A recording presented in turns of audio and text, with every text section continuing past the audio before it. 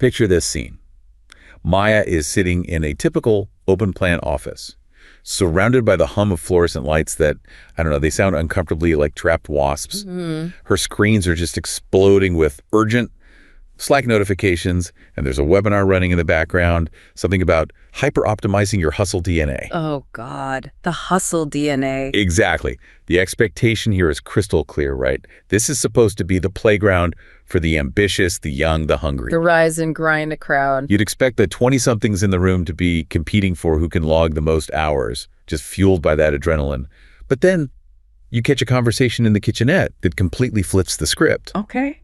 Two Gen Z interns are looking at a job posting for what you'd call a dream agency. You know, the type, passion projects, sleep pods for all-nighters. The whole 9 yards. And instead of excitement, their reaction is just a hard pass. One of them actually points with envy to a cousin working at this tiny, obscure print shop. A print shop. Yeah. And why? Not because it pays more, it pays way less, but because she actually clocks out at 5 and gets to see your kid. Wow. It's such a jarring moment. You have this massive corporate machine demanding optimization, and the youngest people in the workforce just aren't buying the product anymore. They're not looking for a calling. They're looking for a life. They're looking for an exit ramp. And in the middle of all this, Maya gets a message from a colleague. No toxic pep talk, no let's circle back, just a single word. BRO. BRO. It seems so trivial, but that one word, it signals this massive, silent shift in values that is dismantling hustle culture from the inside out. It's a distress signal, but it's also a sign of solidarity. Exactly. And we're not talking about simple laziness or, you know, some kind of generational entitlement here. That single word, BRO, it signals a quiet rebellion that's rooted in something far more structural.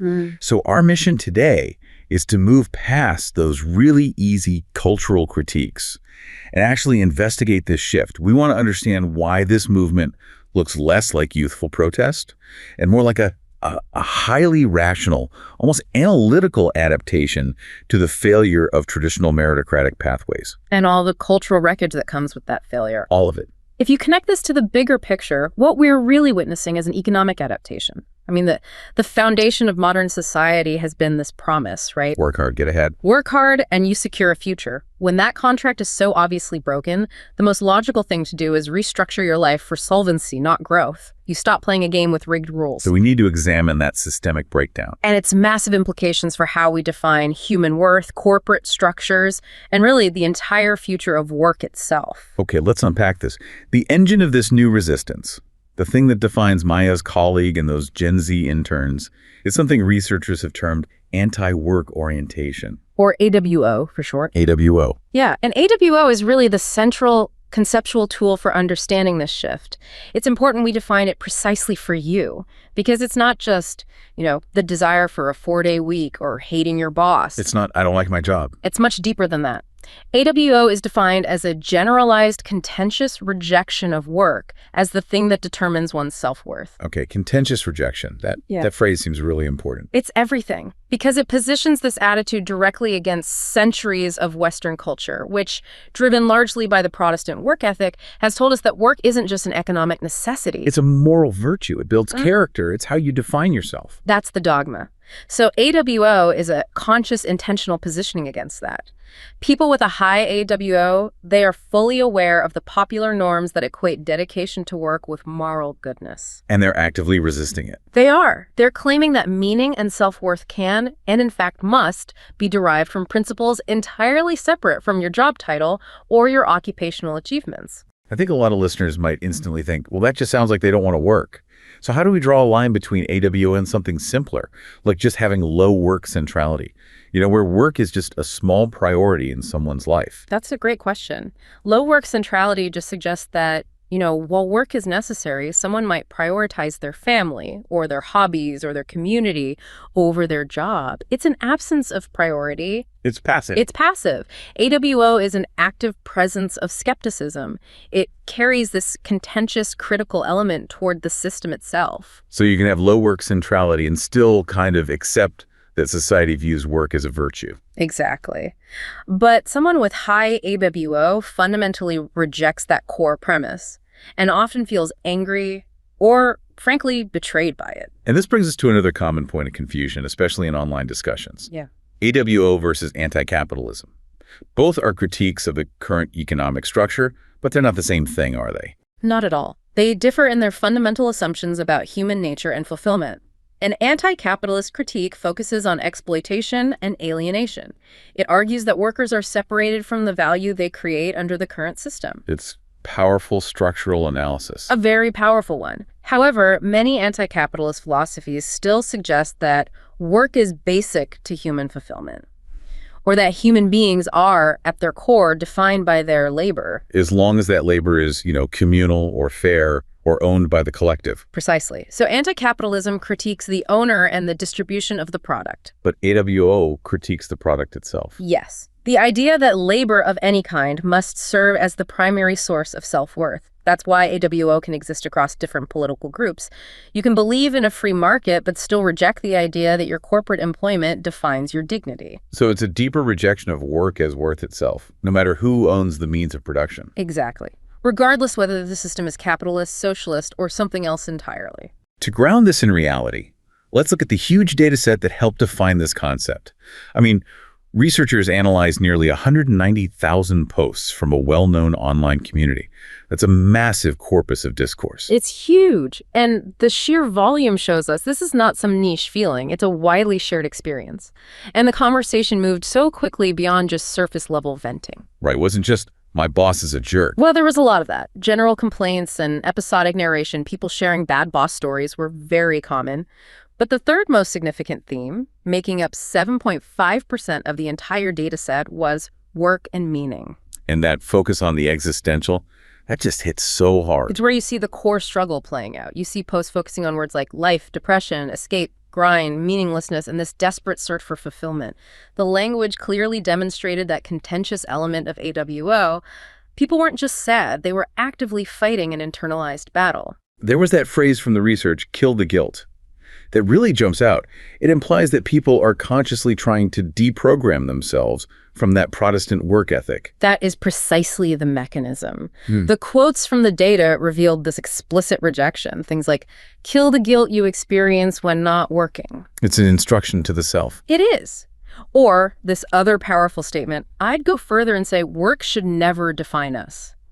They recognize the societal programming that links productivity to moral value, and they are trying to surgically remove it from their own minds. And there's also a deep suspicion of where that programming comes from. Absolutely. The research found people sharing sentiments like, companies have brainwashed us into believing we can't survive without their employment.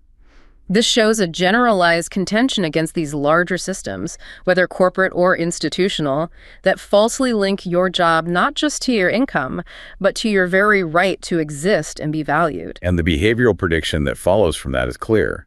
If work is fundamentally meaningless, why would you give anything more than the bare minimum? You wouldn't, and we see that showing up in the digital chatter as well. There's clear evidence of lowered expectations for performance. You see advice being given like, don't be like me, don't get caught up in trying to be a good employee and help out. Right. They give you the bare minimum, you give them the same. Your life is worth so much more than your job. This rejection of what we call organizational citizenship behaviors of going above and beyond is a logical behavioral outcome of the AWO belief system. They've decided that any emotional investment in a system that doesn't reciprocate is just self-destructive. It's a form of self-preservation. So AWO isn't some spontaneous ideological uprising. It's a necessary reaction. The theoretical model that predicts AWO establishes a direct link to a perceived injustice. It's that constant sense of being treated unfairly that fuels this contentious rejection. That's the critical link. We absolutely have to acknowledge that the perception of injustice is the antecedent. And that injustice, it seems to stem from two distinct failure points. Two sources. Right. First, the structural failures of society at large, which we can call societal injustice. And second, the accumulated failures of employers, which is cumulative organizational injustice. Both have just chipped away at the trust necessary for that meritocratic promise to function. Let's start with the big one, the broad structural problems that are outside of any single company's control. Societal injustice. We define societal injustice as the perception that there's an unequal distribution of resources and opportunities, and the denial of rights or dignity to specific populations. For a lot of people, the deck is stacked long before they even apply for their first job. And we're seeing this manifest most clearly in just the precarious nature of modern work. I mean, people are caught in these unstable, insecure jobs where raises lag way behind productivity, and the goalposts for security just keep moving further and further away. Precisely. And that impact is felt disproportionately across intersectional groups. The source material highlights that empirical evidence points toward women being frequently relegated to less valued roles, or roles with severely limited potential for advancement. And people of color. Also disproportionately funneled into low-wage, physically taxing, and often less secure jobs. We're talking about janitorial work, fast food, gig work. When entire demographics experience these systemic barriers to advancement, the narrative of work hard, get ahead starts to sound like a cruel joke. It becomes a form of structural exclusion. The anxiety caused by that exclusion then bleeds directly into the AWO discourse. The analysis of those online posts showed that anxiety around foundational needs like housing and the cost of living were highly frequent topics. That 4% and 2.5% respectively, that's a huge signal. It speaks to the failure of the social contract to provide the absolute basics of life. These discussions are just full of charged words like inflation, paycheck to paycheck, mortgage, and horrifyingly, homelessness. The economic pressures are existential, not merely inconvenient. I remember that quote you shared about the inability to build any kind of generational wealth. That seems to capture the full weight of this structural exclusion. It does. The quote was, "I can't afford to buy a home, and I won't be able to leave anything to my child." I mean, when the core promise of working generational stability, securing shelter, is rendered impossible even with maximum effort. AWO becomes less of a choice. It becomes a highly rational defense mechanism against a system that feels broken. The data is clear. Societal injustice is strongly and positively associated with the development of AWO. So if societal injustice is the external pressure cooker, then cumulative organizational injustice is the experience of being ground down by one employer after another. This is the failure within the context of the job itself. This is the death by a thousand cuts. It focuses on the constant pattern of management failing to treat employees appropriately. It accumulates over time, job after job, until it erodes faith in institutions altogether. To understand this, we need to break it down into the 4 classic domains of organizational justice. It helps categorize how the failure happens. Absolutely. We should define those 4 clearly for you with some simple workplace examples. So first, you have distributive justice. This is all about outcomes. Is the pay fair for the work you're doing? Is the bonus structure equitable? So an example would be getting a tiny 2% raise when the company reports record-breaking profits. Perfect example. Second is procedural justice. This covers the fairness of the rules and processes used to make those decisions. Like being laid off based on some arbitrary factor rather than clear, transparent performance metric. Exactly. Then you have the relational aspects, which honestly seem to fuel so much of the anger we see in the online discourse. Got it. Third is interpersonal justice, the degree to which employees are treated with basic dignity and respect. This is where abuse, rudeness, and microaggressions fall. And fourth? Informational justice. This relates to the honesty and transparency of the justifications you're given for decisions. For instance, being told a budget cut necessitates layoffs, only to see the CEO buy a new corporate jet the next week. The anti-work discourse is just saturated with these failures, isn't it? Especially the interpersonal injustice. The data show that the abuse topic made up nearly 6% of all posts. And the language found there, words like humiliate, bully, yell, scream. It shows that a huge portion of the anti-work sentiment is driven by a deep felt sense of personal violation. And often, these issues are compounded by identity-level factors, with posts mentioning racist and sexist abuse. And the fact that the perpetrators are often in positions of authority, supervisors, managers, that's what makes the injustice so corrosive. That's the key. And the cumulative aspect is what really matters. It's not just one bad job, right? It's the slow, dawning realization that this failure is systemic across different organizations. And that's the realization that leads to AWO. It is. Think about that anecdote we saw from the person in the service industry. They spent 15 years witnessing the same repeated offenses. Employers changing schedules just to avoid paying overtime, managers cooking the books to inflate profits at the expense of staff wages, constant verbal abuse. After 15 years of that pattern. The rational response is just profound exhaustion. And the decision to avoid another soul-sucking job for as long as humanly possible. The system failed, not the individual. We need to move beyond just these specific instances of abuse to the broader pattern of institutions failing to protect the people who depend on them. And this is where the concept of institutional betrayal comes in. Institutional betrayal really expands the framework of injustice. It's defined as the wrongdoings perpetrated by an institution upon individuals who are dependent on it. And that includes the failure to prevent or respond supportively to wrongdoings committed within that institution's context. It's a fundamental betrayal of trust when you are completely dependent on that entity for your well-being. And this applies to far more than just the workplace, right? It describes a failure of dependency across foundational societal pillars. Absolutely. In academia, for example, we see institutional betrayal when universities cover up instances of sexual assault or when administrations mishandle major crises like the pandemic.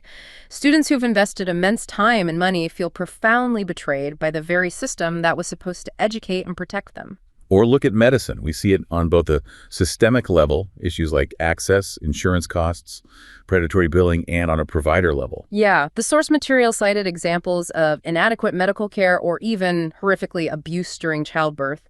These things can lead to complex PTSD and a complete inability or unwillingness to seek necessary care in the future. The institution of health is supposed to heal, but sometimes it inflicts the trauma and then fails to even acknowledge it. And we see it in government and the military. I mean, police brutality erodes public trust in the institutions meant to serve and protect. And for veterans, institutional betrayal is often the result of insufficient or poorly managed government resources after they get back from deployment. This creates a specific kind of wound called moral injury, a deep trauma suffered when one's core values are violated, often because of actions or inactions enabled by the governing institution they served. That paints a picture of a total systemic trust collapse. If betrayal is the act, what's the mechanism that allows it to persist and get worse? You mentioned institutional cowardice. Institutional cowardice is maybe the most insidious part of this whole cycle because it's a failure of omission rather than commission. It's the calculated act of refusing to take responsibility when a problem is clearly recognized. Can you give us a tangible example of that in action? Oh, sure. Think about subtle administrative stonewalling, letting complaint forms get lost in the mail, or using overly complex policies as a shield. Hiding behind the bureaucracy. Exactly. When an employee requests sick leave for a genuine mental health crisis, and the manager hides behind some technical guideline claiming they are just doing their job rather than exercising compassion or common sense, that is cowardice. It's the silent turning away from responsibility, which ensures that accountability is never reached and the betrayal is allowed to deepen. So this profound sense of betrayal and injustice, it didn't just happen in a vacuum. It was fostered by a cultural and economic ideology that's dominated for decades. Neoliberalism. We need to shift the critique from individual bad actors to the ideological landscape that made this failure almost inevitable. That's crucial. Neoliberalism has to be understood as far more than just policy, deregulation, privatization. It was a wildly successful cultural project. Its core tenets, the relentless focus on the self-interested individual, the preoccupation with absolute personal responsibility, and the emphasis on the freedom to choose, they fundamentally restructured how we view success and failure. And this cultural project created the toxic environment we now call grind culture. If you're successful, it validates your worth. If you fail, the system says it is entirely your own personal, moral, or effort-based failure. And the result of that is a landscape of profound cultural wreckage. Because the promise of meritocracy has failed so many, the psychological consequences are just devastating. Rampant despair, severe mental health problems, skyrocketing loneliness, social isolation, and this crushing internalized shame for failing to make it as an independent entrepreneur. The data on loneliness alone is a staggering symptom of this wreckage. It is. Loneliness and isolation were surging even before recent global crises. In 1990, just over a quarter of Americans reported having 3 or fewer close friends. By 2021, that number had ballooned to nearly half. Nearly half. That's astounding. It shows that the cultural project of individualism successfully detached people from their communities, leaving them completely vulnerable and isolated when the system inevitably failed them. And this creates a vicious cycle that's tied directly to overwork. The burnout from the neoliberal workplace starts to infect the home. Exactly. Overwork, stress, financial precarity. Yeah. They transform the home into what one writer called a living nightmare, full of bickering about bills, marital conflict, unhappy children. Logic would suggest that you should pull back from work in that situation. It would. But the psychological defense mechanism often leads people to escape into work, embracing the very thing that caused the trouble in the first place. They seek the clear, if temporary, validation of productivity. So they're trapped. They're just cycling between what has been described as Hell 1, the chaotic, indebted, unhappy home, and Hell 2, the exhausting, non-reciprocal workplace. And that trap is the perfect illustration of the cultural wreckage. The system provides no refuge, no stable ground. So if the neoliberal order has failed to provide basic human fulfillment, what are people truly yearning for? What's a profound deficiency that's driving all these cultural counterreactions we see everywhere? Which brings us to the 5 longings, the energetic taproot of these cultural counter-movements. These are the human desires that are left chronically unmet by the individualistic, meritocratic order. First, the longing for community and belonging, a powerful desire against the chronic detachment and social isolation created by hyper-individualism. Oh. Second, the longing for safety, a reaction against the manufactured precarity of life where stable jobs, housing, and healthcare are constantly under threat. Third, the longing for agency and control, the desire to have a real voice and influence against the feeling of powerlessness in the face of massive consolidated corporate and state power. And the last 2. Fourth, the longing for understanding. This is a hunger for simple, clear narratives in a world of rapid, overwhelming change and opaque institutional failures that leave people confused about how society actually works.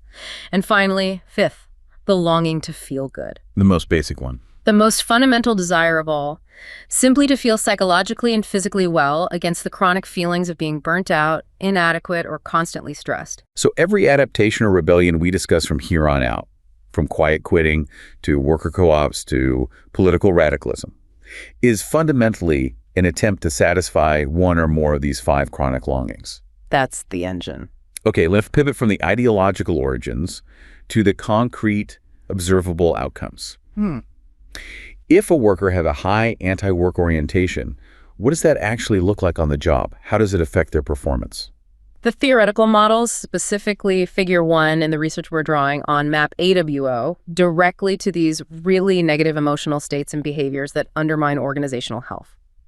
High AWO is positively associated with severe emotional exhaustion and high levels of organizational cynicism. So burnout and distrust. Exactly. If you believe the system is rigged and that work lacks any inherent worth, you're going to burn out faster and you're going to distrust every single corporate initiative that's presented to you. And this feeds directly into the behavioral consequences that employers are now struggling with, what many people are calling quiet quitting. It's the same phenomenon. We see a clear relationship with 2 key behavioral metrics.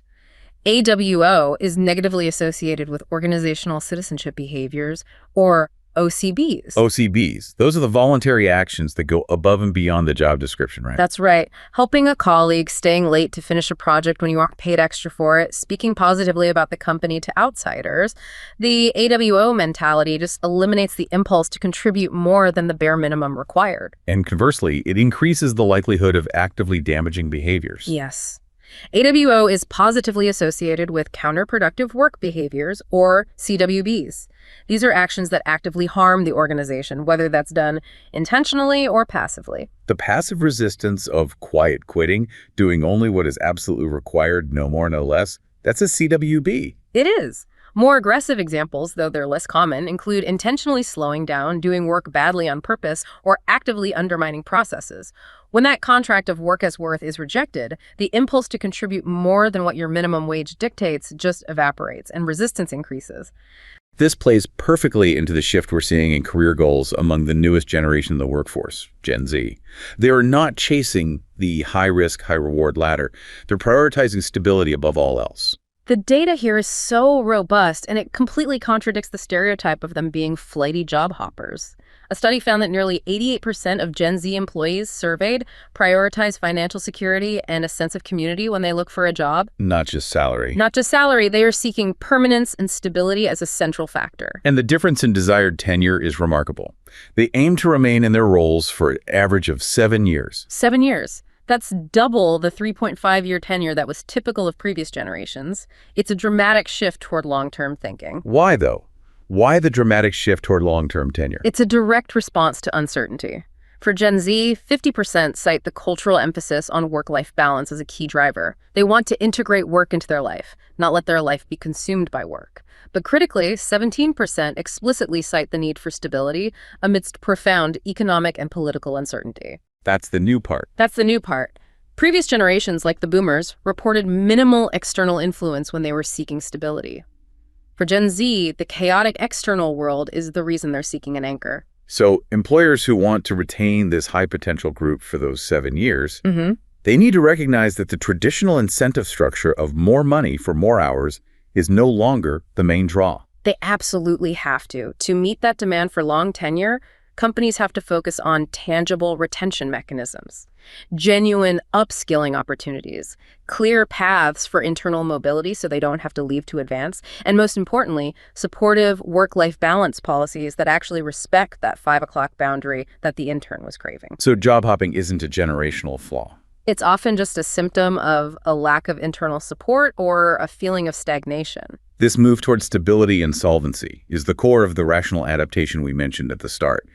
It requires us to analyze these choices through a social functionalist lens. Let's go back to Liam, the person who downsized his entire life. Liam's story is a textbook case of rational adaptation. He was earning a salary that put him in the top percentile for his age, yet 60% of that income was being consumed by rent, debt, and just the subscription cost of maintaining a high-status life. He was running on a treadmill. A very expensive one. He watched his managers promise a ladder while buying homes at prices he couldn't even afford for a down payment. He realized the system was mathematically impossible for him. And his reaction wasn't despair. It was a complete restructuring. Correct. He moved to a lower cost of living city, took a part-time archivist job, consciously reduced his possessions to the absolute minimum, and eliminated all of his debt. From a social functionalist perspective, this is a highly rational adaptation. He stopped playing the game. He stopped participating in the high-stakes game when the contract failed, when working hard failed to deliver the promised security and future. He restructured his life for solvency and stability rather than unending growth and hyper-optimization. So let's consider the economic trade-off this represents on a national scale.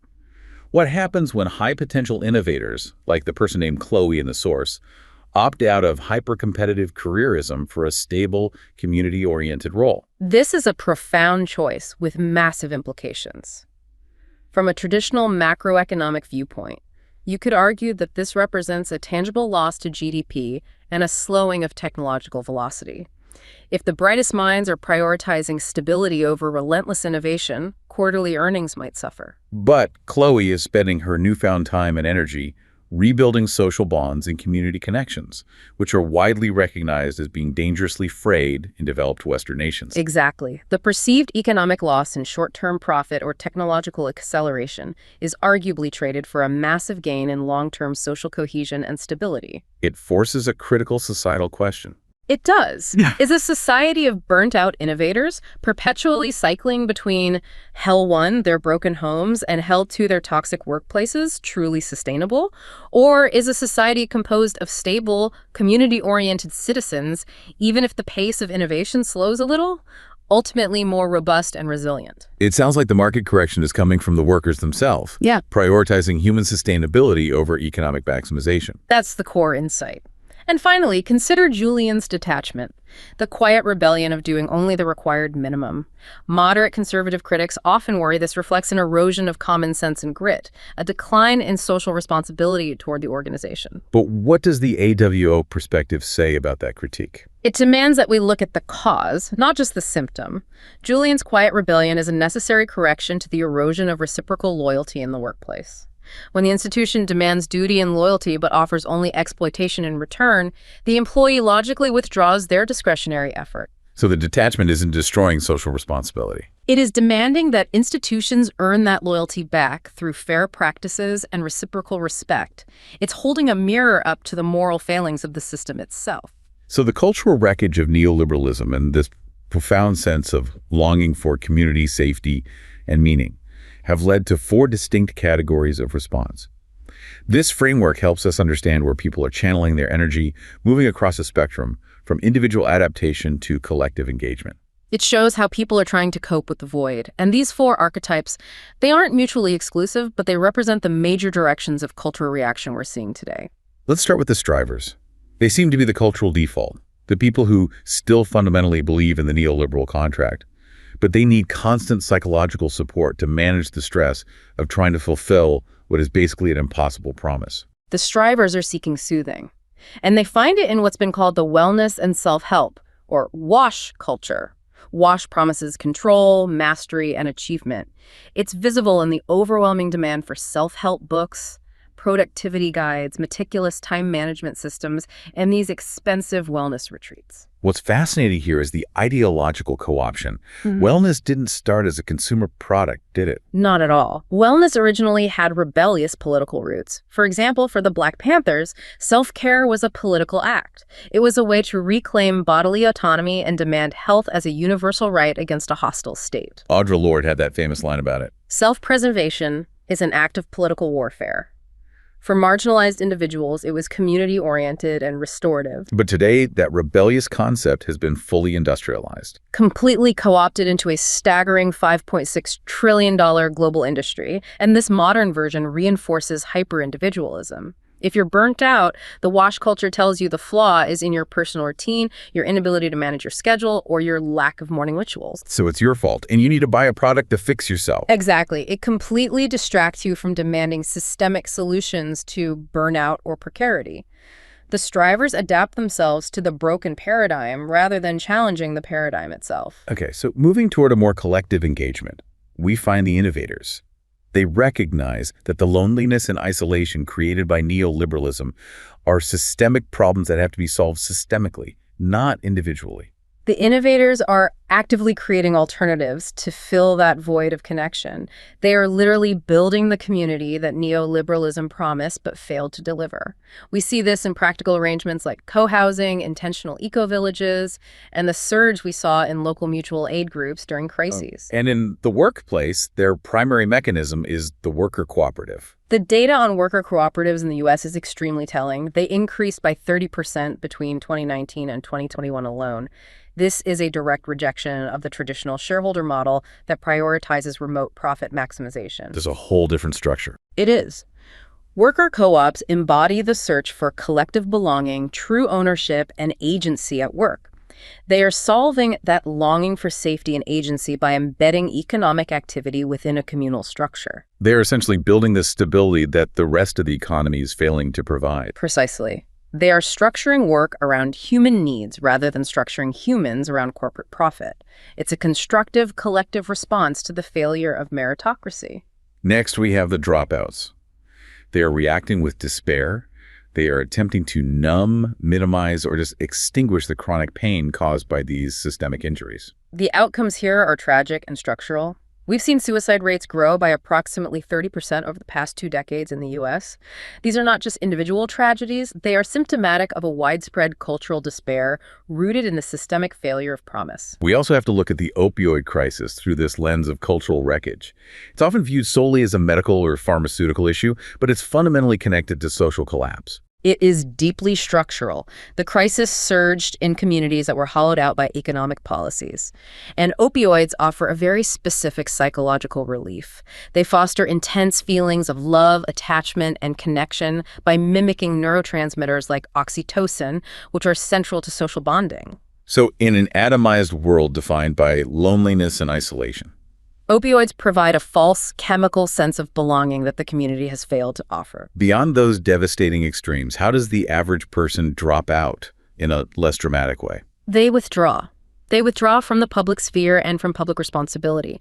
We see declining labor force participation among certain demographics. We see widespread abstaining from news. 38% of Americans in 2022 chose to just tune out, deciding the outside world was too depressing or confusing to engage with. And they retreat. They retreat into privatized entertainment like obsessive gaming or binge watching as a means of coping with the cultural wreckage by sealing themselves off from public expectations. Finally, we have the rebels. They seek explicit redress, channeling their longings into political or cultural movements that challenge the established order, often with a peculiar mix of joy and rage. These movements tap into the 5 longings with remarkable efficiency. Take the rise of authoritarian politics, like the Medjugorje movement. The appeal of their large rallies is not just about anger or policy. It is about providing fellowship, and joy. That feeling of community. What sociologists call collective effervescence, or communitas. It's a shared emotional experience that provides the belonging that the neoliberal workplace and community have stolen away. And it satisfies that longing for understanding by offering a simple, clear narrative. Absolutely. It provides immediate explanations and external villains, the deep state, the coastal elites, the immigrants, onto whom followers can project their profound internalized shame for their own economic or personal failures. That anecdote of the failed small businesswoman joining the January 6th insurrection illustrates this perfectly. It does. Her deep personal grievance over her business failure was transmuted into political action. She found community and purpose by battling an invented external enemy. Let's dedicate some time to conspirituality. Yeah. It is one of the most bizarre and illustrative responses to institutional betrayal, this fusion of alt-right conspiracy theories and New Age spiritual beliefs. Conspirituality, which includes beliefs like 5G causing disease or the idea of a global cabal running things, it appeals directly to those who are deeply wounded by institutional failures, particularly in medicine and government. It satisfies the longing for agency and understanding.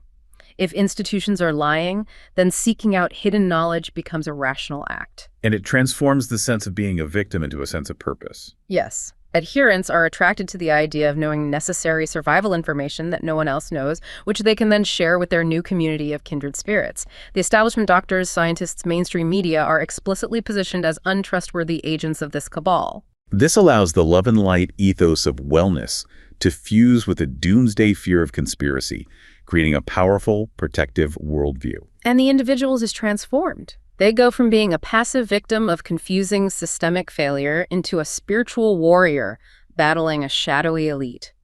Wellness provides the rituals and the internal mastery they need to overcome the cabal's influence, offering a sense of protection and purpose that counterbalances their chronic anxiety. It's a delusional, often hateful but highly functional psychological response to genuine perceived institutional betrayal. Exactly. That structural analysis shows us that all these responses, from the quiet detachment of AWO to the collective rage of conspiratorial politics, are rooted in the same fundamental desire for human dignity, safety, and meaning that the modern economic structure has chronically failed to provide.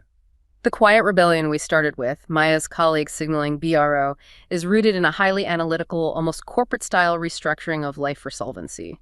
People like Liam realized the subscription cost to modern society was simply too high for the value they were receiving. So this detachment is simultaneously a demand. It's demanding that institutions re-earn their trust and social responsibility. And that demand leads us back to the ultimate disruption of this whole movement. It goes beyond the political. It goes so much deeper. We need to remember that distinction. Many anti-capitalist philosophies still suggest that work is basic to human fulfillment.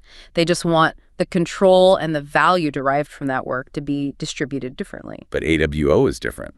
AWO's unique foundational power is that it rejects the idea of work as worth itself. This generalized, contentious perspective, the notion that work is inherently incapable of being the sole or even primary path to meaning or self-worth, makes a current quiet rebellion more disruptive to foundational societal values than any political ideology alone. It is a fundamental shift in the definition of a dignified human life.